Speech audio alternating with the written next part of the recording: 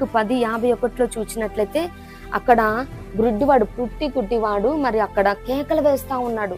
Mark 10లో చూసినట్లయితే మరి అందరూ వారిస్తారు అరవక అని మరి ఎక్కువగా కేకలు వేశాడు.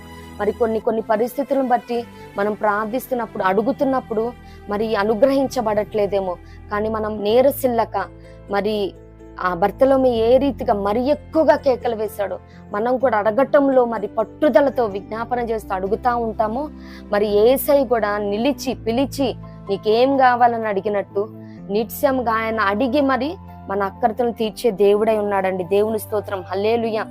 మరి ఇంత మాత్రమే కాదు, కానీ కొన్ని సందర్భాల్లో మనం అడిగింది పొందుకుంటా ఉంటాం, కానీ ఎప్పుడు అడగాలి? ఇది కూడా ఒక విషయమే కదా. ఆల్ ద టైం మనకి ఎప్పుడు అవసరం ఉంటే అప్పుడు అడగాలి. బట్ అంత మాత్రమే కాదు, కానీ నువ్వు దేనికోసం అడుగుతా ఉన్నావు,